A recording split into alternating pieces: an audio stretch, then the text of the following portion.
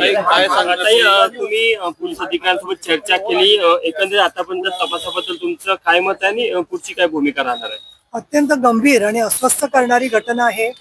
आरोपी बद्दल मनामध्ये चीड तर आलेलीच आहे, परंतु प्रत्यक्षामध्ये सगळी माहिती मी जी घेतली कागदपत्रांच्या पेक्षाही तिच्या कुटुंबियांचं आणि माझं सकाळी अगदी तपशीलवार बोलणं झालं, जवळजवळ 15-20 मिनिटं. आणि त्याच्यामध्ये एक दिसतंय स्पष्ट की पूर्णपणाने त्या मुलीला दहशत आणून, तिच्या मनावरती दबाव आणून तिच्यावरती भयंकर असे शारीरिक अत्याचार केलेले आहेत. आणि तो केवळ स्वतः अत्याचार करून थांबत नव्हता, तर ते व्हिडिओ किंवा ते देखील तो कुठेतरी पाठवत असावा असं वाटतंय. ज्या प्रकारची शस्त्र मिळालेली आहेत त्याच्यामध्ये त्याला 2 दिवसाची कस्टडी दिलेली आहे. परंतु मला आश्चर्य या गोष्टीचं वाटतं सन्माननीय न्यायालयाचं, की वेगवेगळ्या प्रकारनी सायबर क्राईमचे धागेदोरे जोडण्यासाठीच किती वेगाने काम केलं तरी कमीत कमी 7 ते 8 दिवस लागणार, कारण शेकडो ठिकाणी इन्स्टावरती हे व्हिडिओ गेलेले असतील. अशा वेळेला ही माहिती घेण्याच्या दृष्टिकोनातून पोलिसांना अधिक कस्टडी मिळायला हवी होती. माननीय न्यायालयाने विचार करायला हवा होता. आणि ती मुलगी घाबरलेली आहे, मरता मरता मृत्यूला सामोरं जाऊन त्याच्यानंतर ती वाचलेली आहे.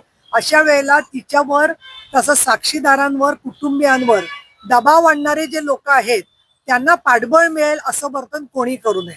आरोपीला वकील मिळणं हा कायद्याने त्याचा अधिकार असला तरी सुद्धा कुठलाही रुग्ण त्याला निष्णात डॉक्टर मिळाला पाहिजे. तसं या ठिकाणी नंबर 1च्या वकिलांनी सगळं कायदे पांडित्य स्वतःचं वापरून त्याचं वकीलपत्र घेणं हे म्हणजे मला तर वाटतं की महाराष्ट्रातल्या वकील वर्गाला नक्कीच शोभा देणारं नाहीये.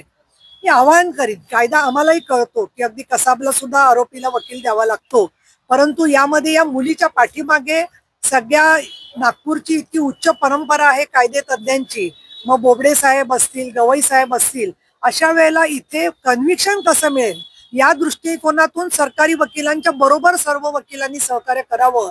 त्याचबरोबर मी आपल्या मार्फत महाराष्ट्रामधल्या सगळ्या लोकांपर्यंत ही माहिती पोचलेलीच आहे की या आरोपींनी ठाण्याहून येऊन इथे दुसरं परत तिसरं घर भाड्याने घेऊन तिला अशा पद्धतीने सापळ्यात अडकवलेलं आहे. तर याचं जे तपशील आहे तो इतर सुद्धा जिल्ह्यात कळला पाहिजे, किंबहुना भारताच्या इतर भागामध्ये जाऊन सुद्धा त्यांनी असे काही प्रकार केलेले आहेत का. त्याचा हेतू सरळ सरळ मला तर वाटतं की खून करून हे सगळे व्हिडिओ विकणं, एक विकृत पद्धतीचं लैंगिक व्यापार करणं हा त्याचा हेतू दिसतोय. आणि त्याचबरोबर तिचा अवयव काय करणार होता तो, असे सुद्धा प्रश्न त्याच्यामध्ये आहेत. पोलिसांच्या ताबडतोब दखल घेतल्यामुळे आणि तिच्या कुटुंबियांनी ताबडतोब पोलीस स्टेशन गाठल्यामुळे ही मुलगी आज आपल्याला जिवंत दिसते आहे.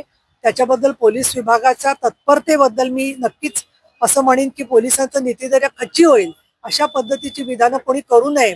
आणि मी इथे एवढ्याचसाठी आले की मला एक असं दिसतंय की नंदुरबारला झालेलं प्रकरण असेल किंवा नसरापूरचं प्रकरण असेल, कार्यप्रणाली सारखीच दिसते. कुठेतरी दबाव आणायचा, दहशत आणायची आणि त्या मुलीला ब्लॅकमेलिंगची भीती करून ती केस दडपायचा प्रयत्न करायचा.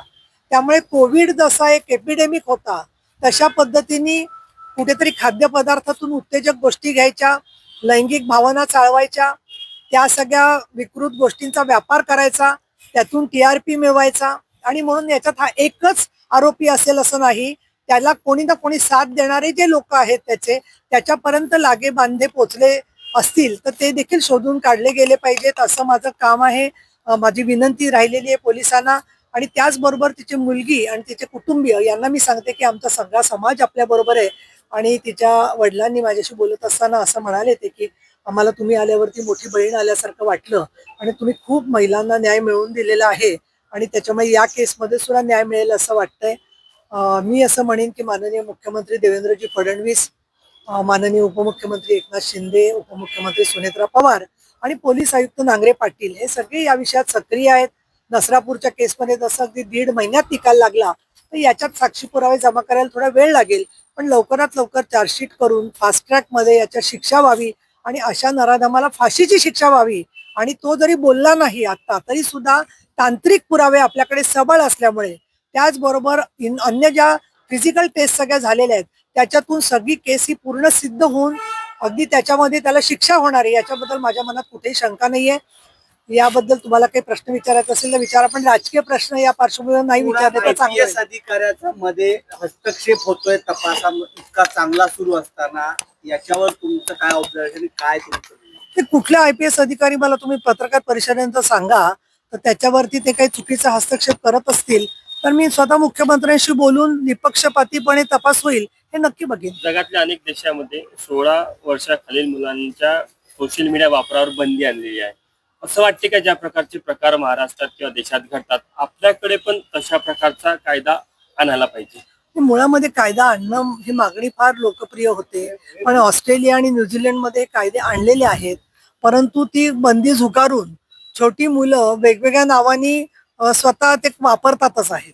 त्यामुळे अशा तांत्रिक बंदीच्या पेक्षा त्या मुलांशी संवाद साधून सुरक्षित मैत्री, मी असं म्हणणार नाही कुठेही की बाबा मुलगा आणि मुलीने कुठे एकमेकाशी बोलताच कामा नये, पण जेव्हा पहिलं तिला शारीरिक जखम त्यांनी केली, पहिल्यांदा तिचा वरती ज्याला अत्याचार सुरू झाले, पहिल्यांदा दहशत टाकली, त्याच वेळेला आपण कुठेतरी मदत घेतली पाहिजे हे या मुला मुलींना कळलं पाहिजे, की जेणेकरून अशी विकृत माणसं मैत्रीच्या नावाखाली गैरफायदा घेत असतील तर त्यांच्यापासून सावध कसं राहायचं हे शिक्षण प्रशिक्षण पोलिसांच्या बरोबरीने आमच्या शिक्षण विभाग, कुटुंब, आपल्या आसपासचे लोक यांच्यामध्ये सुद्धा येणं आवश्यक आहे. आणि तुम्ही म्हणजे मीडिया या संदर्भामध्ये खूप महत्वाची भूमिका बजावू शकता असं मला वाटतं. आरोपीच्या वडिलांकडनं वेगवेगळ्या स्तरावर दबाव आणण्याचा किंवा पोलीस तपासात हस्तक्षेप करण्याचा प्रयत्न होत आहे.